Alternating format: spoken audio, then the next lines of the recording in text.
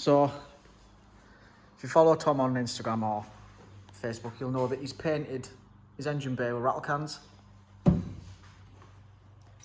as you can see, it's actually come out insane for a rattle can job. I was going to say, for a rattle can job. Like it is really, even on camera it looks good, in person it looks really good.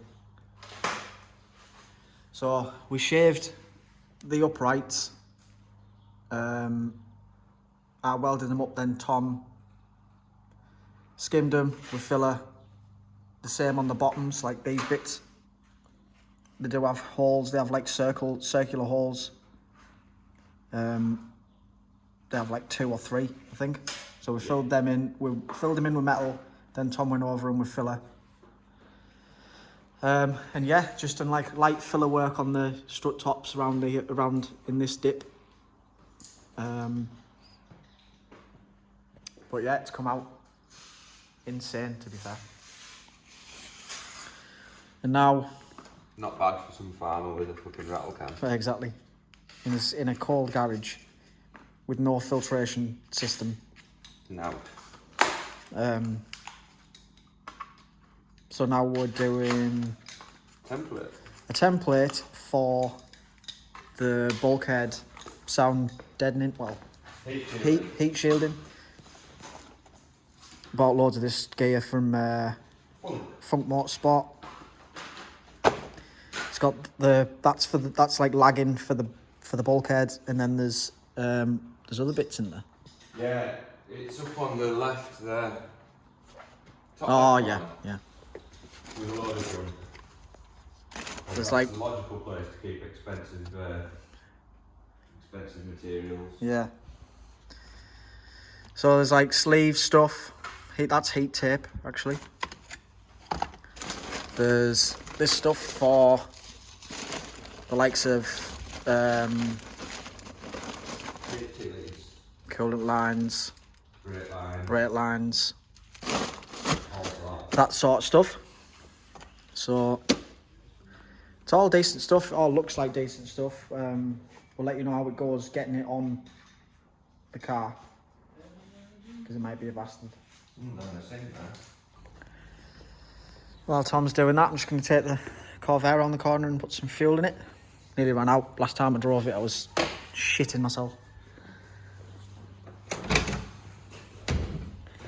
See if it starts first.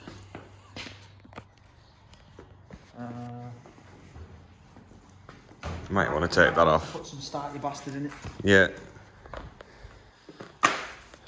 For anyone that doesn't know, Ben's about to pass me some starty bastard. Possibly.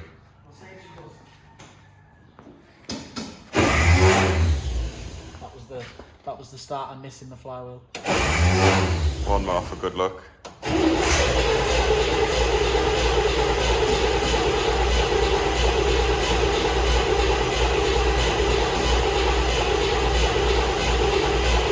Nah.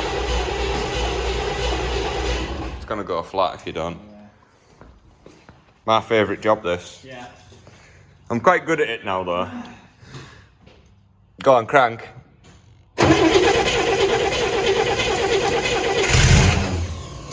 Alright, try again. Hey!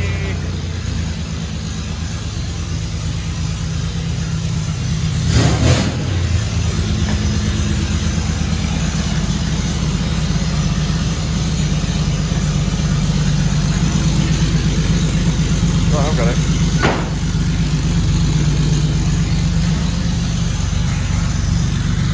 Yeah, always takes a bit of start fluid just to get it going. If I start throwing them in brake cleaner.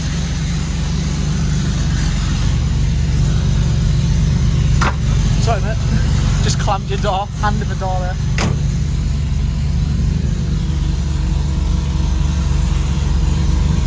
Yeah, that's right.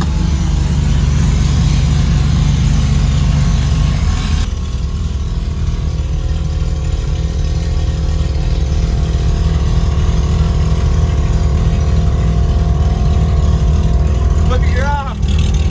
Look at your arm! What's he doing?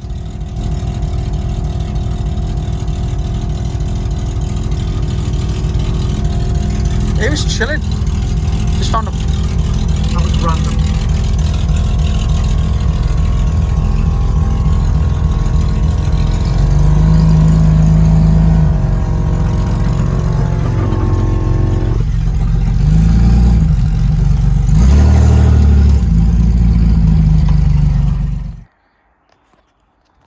So this video's all over the place a bit. It's now Friday. The last few clips were from the weekend. I have the carb for the truck. So it's been over at Daz, DC Hot Rod and Race in Middlesbrough. He's put a full new gasket kit on it. So he's cleaned it all up and she should be ready to go. But first things first, I haven't actually changed the oil on this yet, so I'm going to do that just for a bit of insurance, really. Daz told me to use 20W50, which is like basically like sludge, so pretty gloopy stuff. But I've had to put the truck on the ramp, which in itself is quite a task. Got a filter from the same place I got the oil from. It might not be the right filter. It just matched the part number of the one that's on the truck. So we'll see if that works out or not. But the sump, I don't actually know where it is. I think it's behind the subframe. Yeah, there it is. So I'll have to get my bucket, drop the oil, put the fresh oil in, bolt the carb up. The carb kit came with like that gasket, because this is the old one, obviously. It was all pretty battered, so it was all due a change. I've also put new plugs in it. And Daz gave me this little fuel filter, little inline fuel filter. I might put that in some of the soft line. There's only a little bit of soft line and it's about there underneath. So we might pick the truck up, cut the line, put that in, put little jubilees on it, and hopefully that stops any more shit getting into the carb. Because that's what the issue was. The carb was full of, like, the galleries in the carb were full of sediment. So yeah, we'll drop the oil, go from there. Right, so found the fuel feed line. It's the top line. So I've took it off of the line, took the soft line off the hard line to check that my little Wix filters fits wherever it's gone. Don't know how I've put that. So now I'm gonna have to cut the line about there and there, and put the little filter in between those two lines, the way we cut. So pretty straightforward process, really. There we go, installed fuel filter. Actually used a BMW hose clamp there, so a bit of a sacrilege, but got to piss with the cock you've got. So instead of changing the oil, what I'm going to do is I'm going to check the level, make sure it's got enough in it. If it does, we're just going to run it, sign it, see if we can get it running. Then change the oil, because it'd be better off getting it warm with how thick the oil is in these trucks. Probably not going to get a lot out of it when it's stone cold, so we'll see put the carb on, see if it runs. If it runs, mint, I'll drop the oil after it's got a bit of heat in it. And yeah, just wanted to get that fuel line done so that it doesn't drag any more shit into the carb. Right, so we've got the carb on the new sandwich plate, I suppose it would be called. I don't really know. There's a fuel line in the back.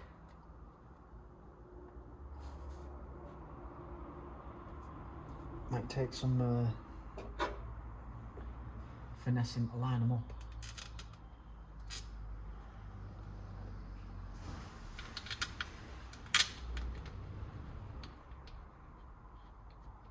Oh, no, pretty straightforward. Short ones in the back.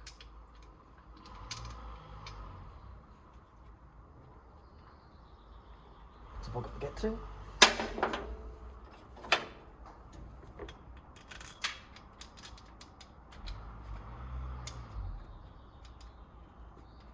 Oh yeah.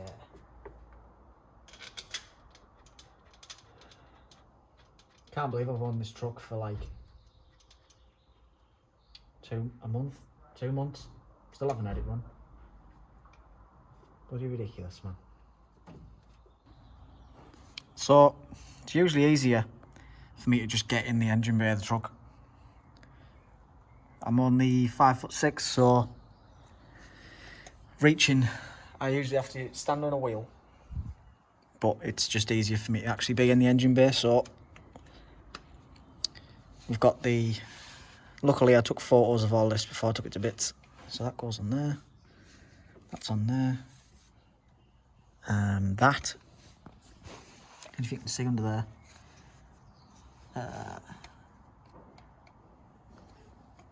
Can you see where that's moving? That should be attached. So I don't know if that's going to cause any issues. But basically the end of that hard line snapped off in the top of the inlet. So we'll see. If it causes it, I'll have to ask Daz if it's going to cause the thing to not run. Fuel feed on. I have to go and get a spanner and nip these up.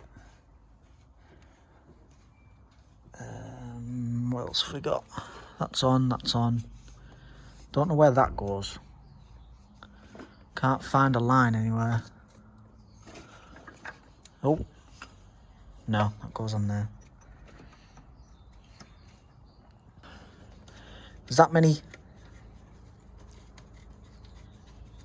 things that go onto this carb. There's that many vacuum hoses and stuff, and I know carbs are very funny with vacuum, so I can't find that anywhere. Don't know where that goes. Gonna have to go up my photo and see if I can figure that out, but I've got the accelerator cables to go back on that side, and then there's the springs that retract and keep everything tight. So yeah, I'll be back in a minute. Right, so everything's hooked up.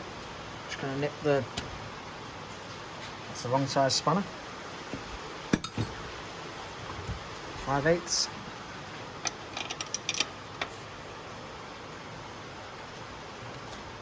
It's tight. Back fuel line.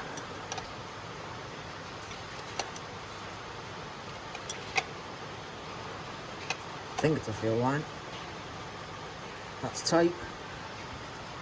All the cables are on. Throttle position sensor, vacuum, vacuum, vacuum, vacuum. Yeah, just got to nip these down with a ratchet and then see what happens, I suppose.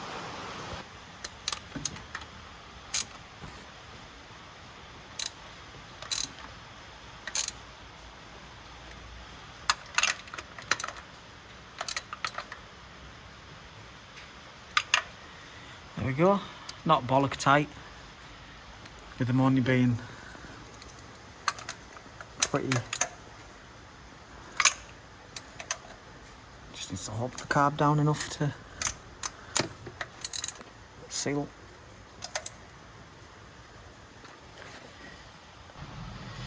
Alright, well, the carb's on, everything's hooked up, battery is attached. Ended up tensioning, putting a bit more tension on these belts, they were a bit slack. Check the oil, there's enough oil in it. Well, there's more than enough oil in it. Plugs are on, plug leads are on, sorry, plugs are all in. The only thing I haven't checked is that all of the plug wires go to the right plugs, but that hasn't really been tampered with, so I'd struggled to mess that up really. So now I think what we'll do, I'll put you on the little tripod, and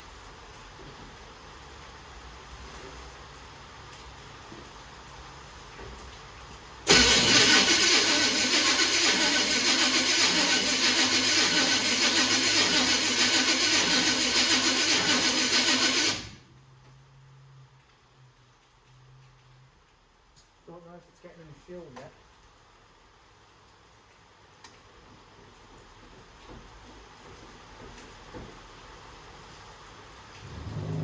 Shall probably take some cranking to get fuel in.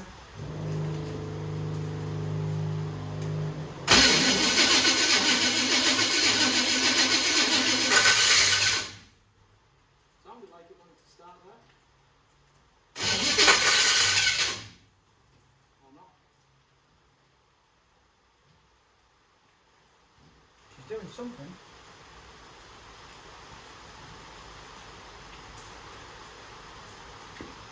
I have to give it a bit of flow.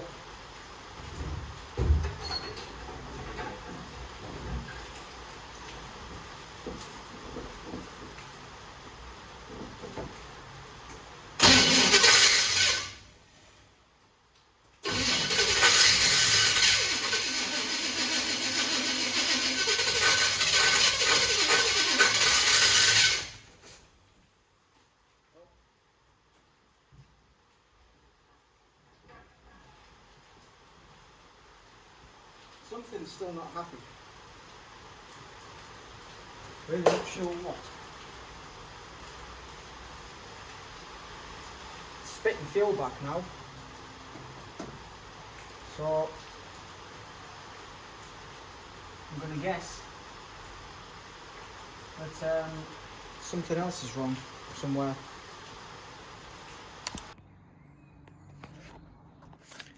So after that last clip, we kind of hit a dead end. The truck doesn't want to run. So I got in contact with Daz, who rebuilt the carb, and just explained that it's not working. Something going on with the reason it doesn't want to run properly. Like, it's trying to start. It like starts to run a bit, and then it just won't pick up. Like, it doesn't keep running. You get the odd like fire, it will fire every now and again, and it is getting spark and it is getting fuel. So he's had a look at the timing. The timing should be somewhere near. It should run on the timing that it's at. But the plan of action now is I'm going to take some bits off the top of the engine that don't need to be there. So the AC compressor, all the emissions bullshit, that can all go in the bin, just so we can get into the rocker covers, take the covers off, check that our timing's all absolutely spot on, and go from there. Just a process of elimination basically. So yeah, sorry to finish this video on a bit of a dead end, but that's just how it goes with old cars. Sometimes you've just got to, I could have made this video, released this video like 2 weeks time, but when it actually runs, but I thought may as well try and get something up for you to watch. I know I don't upload too much, should really work on that. The BM goes for paint this week, so pretty excited for that. When I get that back, it'll be all systems go on that, getting the engine put in. So yeah, look forward to that. I'm looking forward to that more than I am fucking about with this truck at the minute. Tell you what, I'll give you the bonus story. So if you remember, my windshield has a big crack right in the line of the driver's sight. So last week I managed to find somebody braking one of these trucks in the UK. Better yet, it was an hour away from my house. So Messaged the guy, I was like, how much for the windshield? Is there any damage on it? He was like, no, it's totally fine. 150 quid. So I was like, mint, that is cheap as chips. So went down Saturday, me, Jazz and Tom, got the screen out, put it in my car, got the screen out, no problem at all, no damage to the screen. We were like, yes, got it out of the truck, safe and sound, handed the guy 150 quid, put the screen in the back of the touring, and I was moving it to put something underneath just to support it so it didn't like bounce and crack. So I picked one side up and the middle just split. So this, see that? See where it's cracked there? It just went straight up there. So 150 quid down the fucking drain. As you can imagine, I was seething. Absolutely devastated. So yeah, but it happens. You win some, you lose some with cars. But yeah, there's your little bonus. Bit of my misfortune for your entertainment, I suppose. But yeah, thanks for watching, folks. I'll see you in the next one.